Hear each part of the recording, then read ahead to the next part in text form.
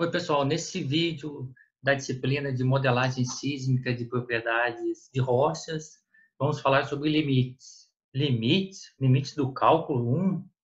Não. Vamos falar sobre limites de física de rochas. Ah, que bom. Vamos falar então sobre os limites de física de rochas, limite de Hills-Voigt e o limite Racine-Stricklin, né, como é a modelagem, né, qual é a equação utilizada para obter esses limites e também ver as aplicações na utilização desses limites, né? São limites simples, né, que foram os primeiros a serem desenvolvidos, mas até hoje existe a aplicação desses limites. Então, os modelos de física de rocha, né, para construir esses modelos, são necessárias três informações, né, as frações de volume dos diversos constituintes, né, qual é a fração do volume sólido, qual é a fração do volume do fluido, se a gente tem uma mistura de calcita, dolomita, quartzo, se o fluido é um fluido único ou se é uma mistura de óleo, gás e água. Então, a gente precisa da fração de cada constituinte da rocha. Além disso, a gente precisa dos modos elásticos dos constituintes da rocha. Então, qual é o valor do K, da água, dos minerais que constituem a rocha.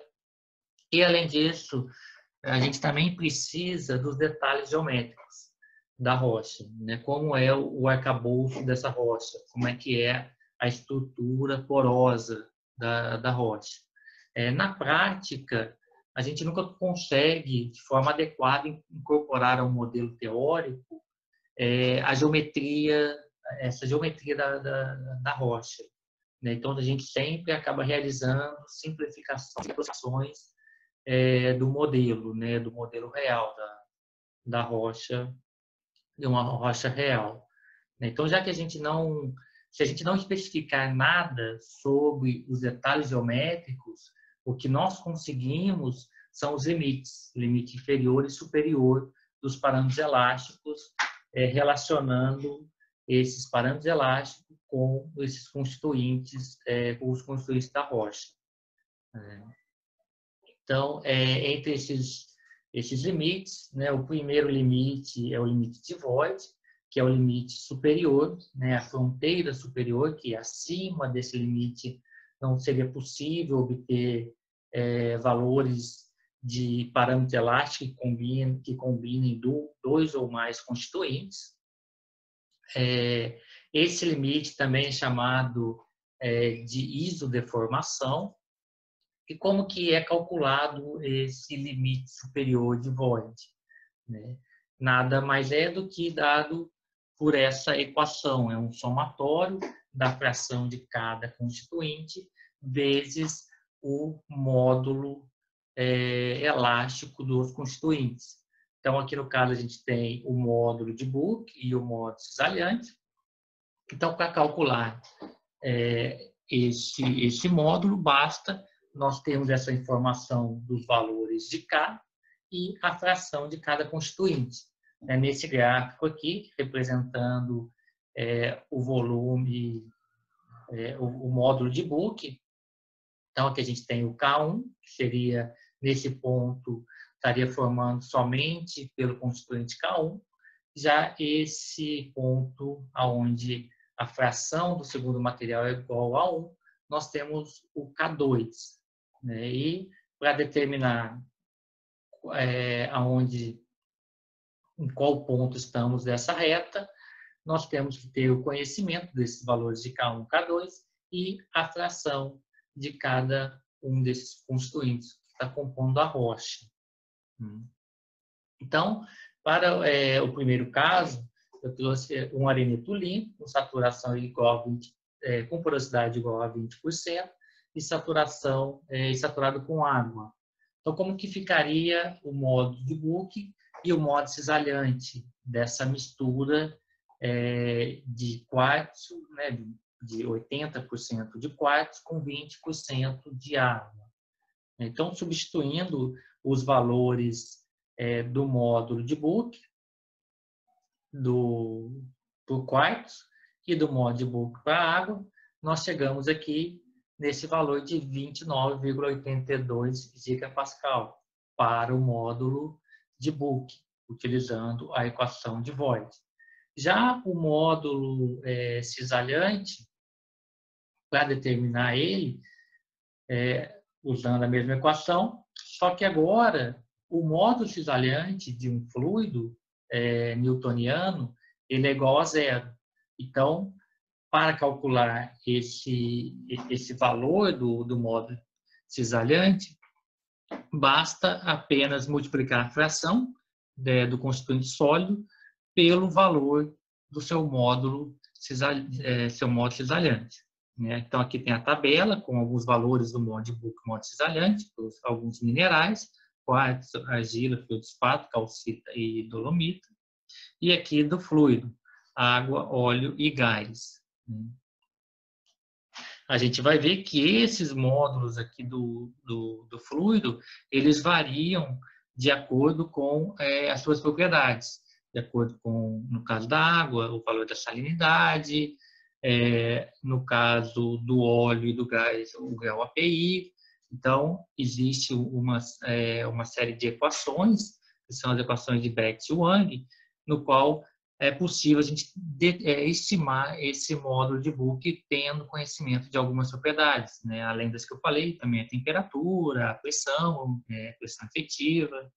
A gente vai ver daqui alguns slides. Já o segundo caso é uma mistura de dois sólidos. Então, aqui a gente tem 70% de calcita e 30% de dolomita. Substituindo os valores de K e Mi para esse segundo caso, nós chegamos nesses dois valores, de 82,23 gigapascal para o módulo de Book e 35,9 gigapascal para o módulo cisalhante. Então, já o próximo limite é o limite de Rios, que é o limite inferior, às vezes chamado de isotensão, e ele é uma média harmônica dos constituintes da rocha. Então, aqui está o cálculo do módulo de Book e aqui o módulo cisalhante. Então, para aquele primeiro caso, que nós temos arenito com porosidade de 20 e saturado com água, quais os valores de K e Mi que nós chegamos, né? O K e o G. Então, substituindo aqui um sobre o K de Rios, substituindo os valores das frações dos constituintes e o valor de K e Mi, nós chegamos para o K de Rios igual a 10,8 gigapascal. Né? Aqui estão os valores para o quartzo, do K e do Mi. O da água foi mostrado no exemplo anterior.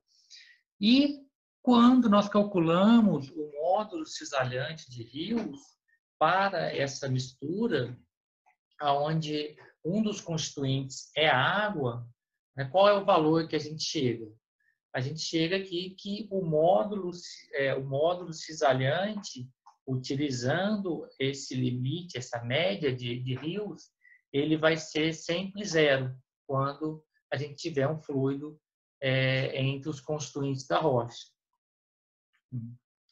Então, se a gente analisar aqui, mostrando já o gráfico do módulo cisalhante, dessa mistura de sólido com um fluido, ele é dado aqui pelo esse limite inferior, onde ele sempre vai ser zero.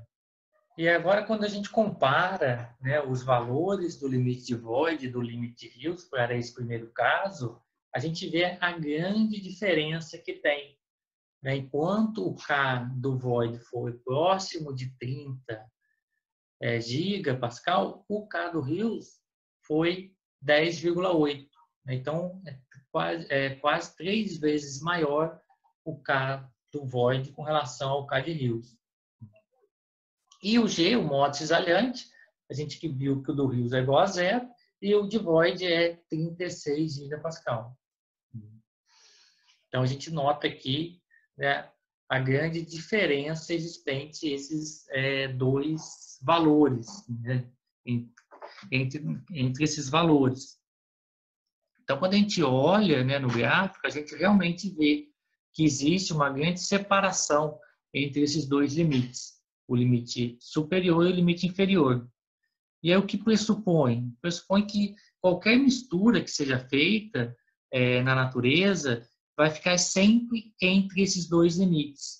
Então, esses limites nos auxiliam para colocar, digamos, né, como o próprio nome diz, para colocar limites nos valores, os valores máximos e mínimos que podemos ter dos módulos de book, desculpa, dos módulos elásticos, seja ele mod book, mod cisalhante, VP, VS, o mod de compressibilidade.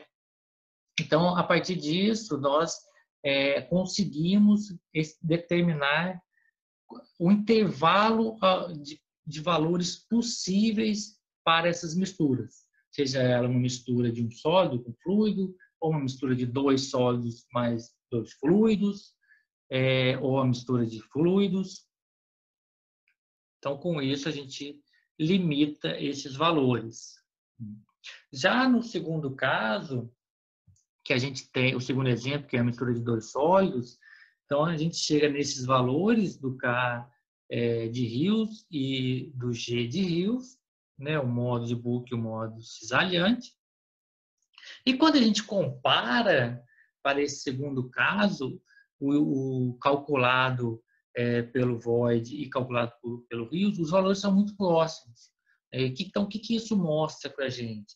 Isso mostra que quando a gente tem uma mistura de sólidos, os valores, quando os valores de K e Mi não variarem muito desses minerais que constituem a rocha, eles vão ser muito próximos, né? Podendo usar qualquer um deles ou usar a média desses dois valores obtidos. Então, aqui é mostrado como que fica esses limites para os modos book e o modo cisalhante. A gente tem no primeiro, né, mostrando, no caso aqui, para uma mistura de sólido e o outro componente sendo um líquido ou um gás. Então, aqui está o limite superior de Void, o limite inferior de Rios. E aqui nós temos o modo cisalhante, que no caso do limite de Rios, ele vai ser sempre zero. É como se a gente tivesse esse mineral, né, ou esses grãos formados pelos minerais, eles sempre em suspensão com relação ao fluido. Eles sempre em suspensão com relação ao fluido. E aqui o limite superior, que é o limite de Void. Então, a média de Rios, ela vai descrever exatamente os efeitos de uma suspensão de grãos sólidos em um líquido. Então, como é mostrado aqui nesse gráfico, que relaciona VP pela porosidade, né, os arenitos não consolidados ou os grãos ainda em suspensão, que ainda não se tornaram uma rocha, eles vão estar sempre bem próximos do limite inferior. E à medida que os processos genéticos forem atuando nessa rocha, à medida que for acontecendo compactação, cimentação, vai se aproximando cada vez mais ao limite superior de Void. Né? Os valores dos módulos elásticos, eles vão tentar se aproximar mais do limite de Void.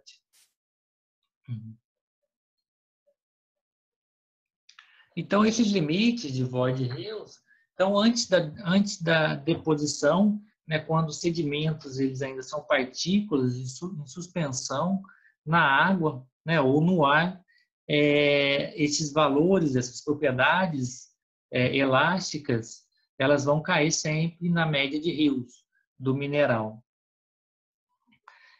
Para baixas profundidades, aonde a gente ainda tem uma compactação baixa, ainda não nós temos ali os arenitos friáveis ou os folheiros em formação, a gente espera que a gente esses valores, esses parâmetros elásticos para esse tipo de rocha, eles caiam no limite inferior, na média de rios, né? À medida que outro termo que a gente vai estar sempre usando, né, sempre falando quando na modelagem dos modelos, utilizando os modelos de física de rocha, é a porosidade crítica, que para a arenito, a porosidade crítica significa quando quando deixa de ser sedimentos em suspensão e passa a ser rocha. Para os adenitos bem selecionados, essa porosidade é em torno de 40%. Já nos folheiros e nos carbonatos, elas podem chegar até 65%, 70%. E após o soterramento, tensão efetiva, compactação, cimentação, ou seja, com o aumento da diagênese, a gente espera que esses valores, essas propriedades elásticas se aproximem mais ao limite de Voigt e saiam, né, do limite de Hills, se distanciem do limite de Hills. Então, para a fase sólida, o que normalmente a gente usa, né, para determinar qual é o módulo, né, os módulos elásticos efetivos da parte sólida constituinte da rocha, a gente ou utiliza o Hills ou o Voigt, ou simplesmente a média dos dois, que é chamado de média de Hill. Em alguns livros vai achar Hills, Voigt, Hill, né, RGH, que nada mais é que a média dos dois limites. O limite de Voigt e Hills, a soma dos dois dividido por 2. Então, nos exemplos que eu vou estar passando para vocês, né, nos scripts e nas figuras que vocês vão ver, que foram construídas usando Python, os valores que eu utilizei são os valores para K e Mi e da densidade, que está mostrado aqui nesse slide, foi tirado do livro de Dvorak et al. Então, para os minerais, estou utilizando esses valores.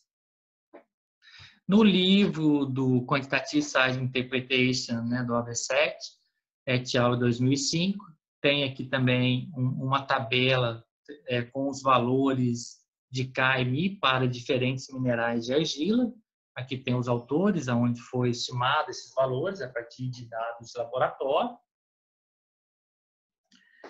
Já para o valor de K e da densidade do fluido, existe o trabalho de Betts e Wang, de 1992, onde, a partir de uma série de ensaios de medições de laboratório, eles criaram relações, criaram equações que, a partir da salinidade, do grau API, né, do GOR, da gravidade do gás, da pressão efetiva e da temperatura, é possível estimar o K e a densidade desses fluidos. Então, essas equações são bastante utilizadas.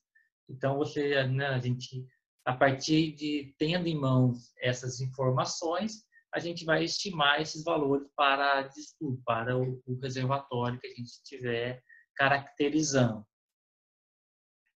Aqui eu coloquei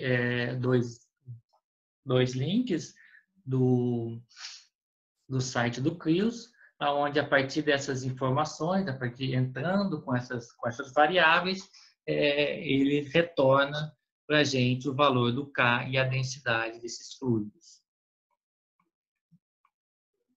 Já a densidade, né, da rocha, como que a gente calcula? Né? A densidade a gente calcula utilizando a média aritmética ponderada pelos volumes dos constituintes. Então, nada mais é do que um somatório da fração de cada constituinte vezes a densidade. Então, tendo em mãos os parâmetros elásticos e a densidade, nós estimamos Vp, Vs, e aqui eu coloquei, só para relembrar, o modo de compressibilidade, como que é calculado a partir do K e do G, do K e do Mi. Tá? Constantemente, Tem hora que eu falo Mi, hora que eu falo G, mas é a mesma grandeza física, é o modo cisalhante.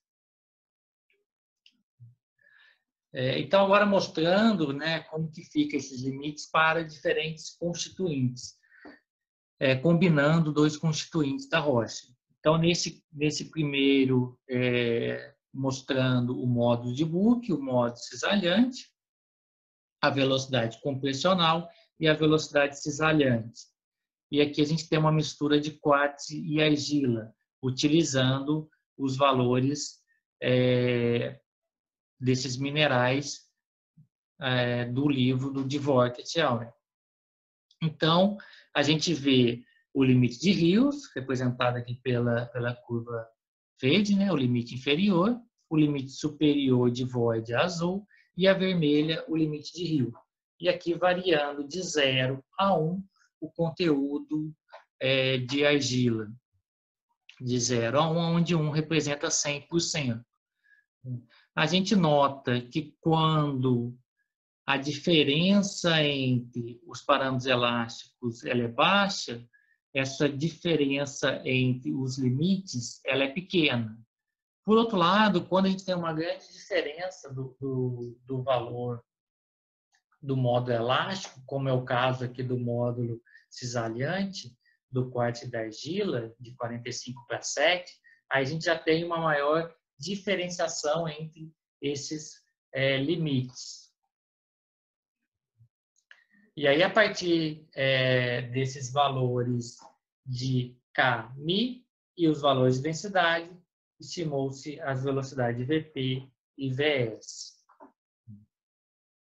No segundo exemplo, a gente tem a mistura aqui de quartzo e feldspato. Então, isso aqui chama a atenção que, do quartzo para o feldspato, o módulo de Boole ele aumenta e o módulo cisalhante diminui. Então, acontece o que a gente está vendo aqui no gráfico do módulo de Boole, no módulo cisalhante. Então, à medida que o feldspato aumenta, o módulo de Boole ele aumenta, à medida que a concentração de feldspato aumenta, o módulo de Boole dessa mistura feldspato-quartzo aumenta. Já com o módulo cisalhante ocorre ao contrário. À medida que o feldspato, a quantidade de feldspato aumenta, o módulo cisalhante diminui. Como a velocidade cisalhante ela só depende do módulo cisalhante e da densidade, então ela acontece a mesma coisa que a gente vê aqui no módulo cisalhante. À medida que o feldspato aumenta, a velocidade cisalhante diminui. Já no caso da velocidade VP, o que acontece? À medida que o feldspato ele vai aumentando, dependendo do limite que a gente utiliza, se a gente utilizar o limite de Rios, o que acontece? Esses valores começam a diminuir e só após uma certa fração de feldspato é que ele começa a subir, que ele começa a aumentar. Então, se a gente usar, por exemplo, esse limite, o limite de Rios, para determinar, no caso aqui, o quartzo e o feldspato, aqui a gente tem, por exemplo, próximo de 0, vai ter o mesmo valor do módulo da velocidade compressional para uma porosidade próximo aqui de 0,5, um pouquinho maior que 0,5, mostrando aqui dois valores iguais da velocidade compressional para diferentes valores das frações desses constituintes. O próximo exemplo é uma mistura de calcita e dolomita. Então, o que está variando agora é a fração de dolomita, que sai de 0 e chega até 1, chega até 100%. E como os valores dos módulos de Boole, módulo cisalhante, da calcita e da dolomita, eles são valores altos e próximos um do outro, olha como que essas curvas, como que esses limites ficam muito próximos. tanto aqui para as velocidades aqui embaixo, quanto para o módulo multimódulo cisalhante em cima. Então, a gente poderia usar qualquer um desses limites. Na prática, a gente acaba utilizando a média, né? O limite de Hill. O próximo exemplo já é uma mistura de quartz e água. Então, aqui a gente tem uma saturação de água zero e aqui ela chega em 100%, saturação igual a 1. Então, a gente vê aqui os limites, né? Novamente, de Hills, void, Hill. O que acontece no modo cisalhante? A gente tem aqui o limite de Hills igual a zero. A velocidade cisalhante é a mesma coisa, o limite de Hills é igual a zero. Já na VP, não. Na VP, a gente tem aqui esse limite de Hills é diferente de zero, né? Porque ele depende do K e do Mi. E nesse caso aqui, só o Mi, só o G, que é zero. Então, quando a gente mistura, né, um mineral mais soft com um mineral mais stiff, o que acontece? A separação costuma ser alta, né? Quanto maior for essa diferenciação entre os módulos elásticos, maior vai ser esse intervalo entre esses limites. Mais distante eles vão estar. Aqui está representando o limite de void, o limite de Hills, o limite de Hill, e aqui tem 3 curvas tracejadas, que são os limites Racine-Strickland, que é o que a gente vai ver agora nesse slide. Então, tentando diminuir esses limites superior e inferior, restringir ainda mais os nossos a variação, aonde os dados podem estar concentrados, surgiu em 1963, no paper do Racine-Strickland, essa forma de modelar a rocha. Ela é formada por esferas e cascas esféricas, né? Então, ora a esfera é o constituinte sólido e a casca o poro, o fluido no poro. Ora isso inverte. Ora a gente tem a casca como sendo sólido e a esfera sendo a porosidade com fluido no poro. Quando a gente tem a casca esférica com material mais rígido, como sólido, a gente tem um limite superior. E quando a gente tem a casca esfera sendo o material menos rígido, sendo fluido, nós temos o limite inferior. E para modelar essa rocha, né, a partir desse modelo, essas são as equações. No caso aqui é a equação para 2 constituintes. Então aqui temos o K e o Mi, né, o Mi e o G. O módulo de Book, quando o K1 ele for do material mais rígido, ele for sólido, a gente tem o limite superior. E o K2 aqui, nesse caso, vai ser o do fluido. Quando o K1 ele for o fluido e o K2 for o mineral, nós vamos ter o limite inferior. E é a mesma coisa aqui para o módulo cisalhante.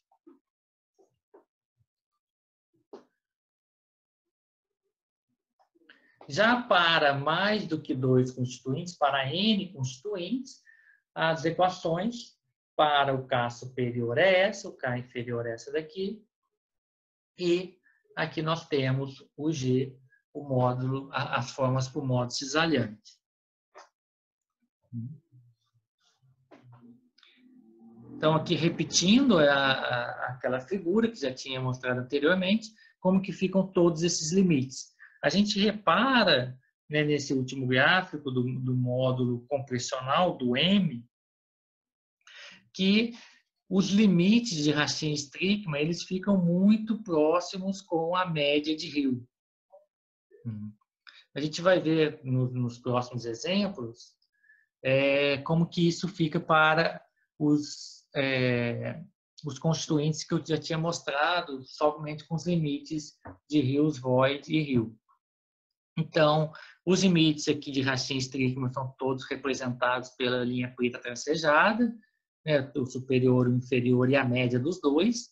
Então, para o caso de quartzo e argila, a gente repara que o módulo de Book de Hill e a média de Racine-Strickman elas são iguais, e já para os outros elas se diferenciam. O que chama atenção é que quando a gente compara o limite inferior com o limite superior o de Hills e Voigt com relação de Racine-Strickman, como que diminui essa faixa de valores possíveis para essa mistura, restringindo assim as possibilidades de valores de dos módulos elásticos para os constituintes da rocha. Esse daqui é o quartzo com a água. Então, a gente vê que o limite inferior de Racine-Strickman, para esse caso, é igual ao limite de Hills. Então, para os módulos de Book, o módulo cisalhante, VP e VS, o limite inferior de Racine-Strickman é igual ao limite de Hills. Aqui já o limite superior de Racine-Strickman, ele se diferencia do Voigt, né, dando valores menores. Então, para a fase sólida, o que nós utilizamos nas nossas modelagens? A gente ou utiliza a média de Hill ou utiliza a média do Racine-Strickman. Então, quando a gente vai fazer essa modelagem da parte sólida, o que a gente vai estar utilizando é ou o limite de Hill ou o limite médio de Racine-Strickman. E aqui é mostrando como esses dois limites ficam muito próximos para essa mistura de calcita e argila.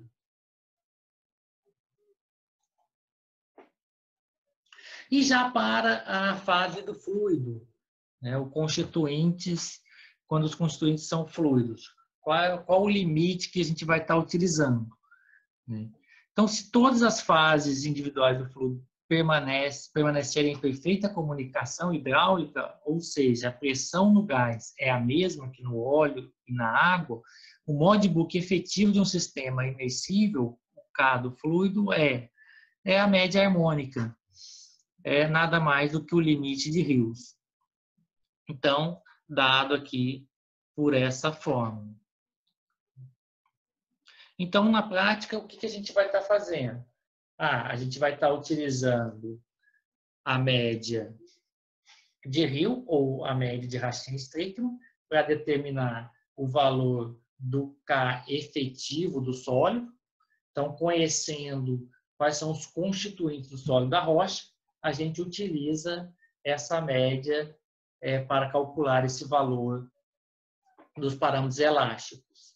E já no caso do fluido, para calcular o K, o módulo de Book efetivo dessa mistura do fluido, a gente utiliza o limite de Hills, uma média harmônica. E para calcular a densidade, a gente utiliza a média simples, né? Aquele somatório da fração de cada constituinte vezes a densidade. Então, nesse gráfico mostra a variação da saturação com relação ao óleo e gás. Então, aqui a gente tem a mistura de dois fluidos, a curva verde é a mistura de água e gás, a vermelha água com óleo. Nesse ponto aqui a gente tem 100% saturado com água, nesse ponto aqui a gente tem 100% de óleo e nesse outro ponto 100% de gás. Aqui é mostrado o módulo de Book e aqui a velocidade compressional. E aí o que acontece com o módulo de Book? Principalmente quando a mistura é água e gás. Com um pequeno valor de aumento de saturação de gás, ou seja, um pequeno valor de diminuição de saturação de água, ocorre uma queda brusca do mole de Book. Então, ele sai aqui de valores, do valor de 2,68 para o valor menor do que 0,5 para apenas 10% de saturação de gás, aproximadamente 10% da saturação de gás. E aí, o que isso impacta na velocidade VP? Então, quando a gente olha a velocidade VP, principalmente nessa mistura de água e gás, acontece essa queda brusca, vai diminuindo, porque lembrando que para cálculo da velocidade, a gente utiliza o K e o μ dividido pela densidade, raiz quadrada disso. Só que para essa mistura de fluido, o μ é zero. Então, a gente tem raiz quadrada de K dividido pela densidade. Qual o K? O K, a fração de cada, quer dizer, o K calculado através da média harmônica apresentada nesse exemplo, apresentada nessa equação. Então, nesse início, as duas coisas estão diminuindo. O K está diminuindo e a densidade está diminuindo nessa mistura, nessa diminuição de água e aumento de gás. Só que nesse primeiro momento, o K ele tem um peso maior, essa mudança do K tem um peso maior do que a mudança de densidade. Então, a gente tem essa queda brusca e quando chega em 20% de água, ou seja, acima de 80% de gás, começa-se a aumentar a velocidade compressional, porque agora a densidade ela passa a atuar mais forte do que o K. Não em 20%, até menos, até próximo aqui de 0,4. Então, abaixo de 0,4, a gente tem aqui uma inversão e a velocidade compressional passa a aumentar com a substituição de água por gás. Então, repetindo, até 40% de água, de 100% a 40% de água, ocorre diminuição de VP. E, a partir disso, aumento de VP. Então, isso complica bastante para a gente. Isso gera uma certa ambiguidade. A gente, tudo bem, tem essa queda brusca para um pequeno valor de saturação de gás, para um pequeno aumento da saturação de gás, e depois passa-se a aumentar o valor da velocidade compressional. Então, se a gente analisar esse valor de velocidade compressional, tem, por exemplo, se a gente pegar nesse ponto aqui de valor de velocidade, a gente tem o mesmo valor para uma porosidade de saturação próxima, uma saturação de gás próxima de 100%, do que de 30%, do que, ou no caso aqui, 70% de água menos 30% de gás. Então, a gente vê aí essa dificuldade que vai nos causar na caracterização do reservatório, determinar se a partir do valor de velocidade a gente tem uma alta ou baixa concentração de gás. Então, a fase do fluido, a densidade efetiva é calculada pela média aritmética, ponderada pelos valores da fração de cada constituinte do fluido. Como a maioria dos fluidos não resiste à deformação e cisalhamento, o modo cisalhante dessa mistura do fluido é zero. E as propriedades dos fluidos porosos dependem fortemente da salinidade da água, do grau API, do óleo, o conteúdo de gás no óleo, a gravidade do gás, a pressão efetiva e temperatura. E essas propriedades podem ser calculadas a partir da equação de Bethe-Young. As atividades dessa semana, eu vou pedir para vocês fazerem uma resenha dos dois itens. O item 1 é do livro do Dvorak, Gutierrez e Guiana. Então, eu quero que vocês leiam o capítulo 1 e o capítulo 2, do item 2.1 até o item 2.4. E já do livro Quantitative Size Interpretation, do AV7 et al., vocês vão ler o capítulo 1, os itens 1.1 e 1.2. Então, a partir desses dois livros, desses capítulos, desses itens, passando para vocês, eu quero que vocês façam uma resenha sobre esses itens, desses capítulos. Como leitura complementar, estou sugerindo aqui o do livro do Handbook, no capítulo 4, lê o item 4.1 até o 4.4. As referências dessa aula, né, dos slides, estão todas aqui. Então, é isso. Na próxima aula, a gente vai ver a substituição de fluido. Vamos começar pela equação de Gassman e depois vamos ver a equação de PEC redutível. Até lá.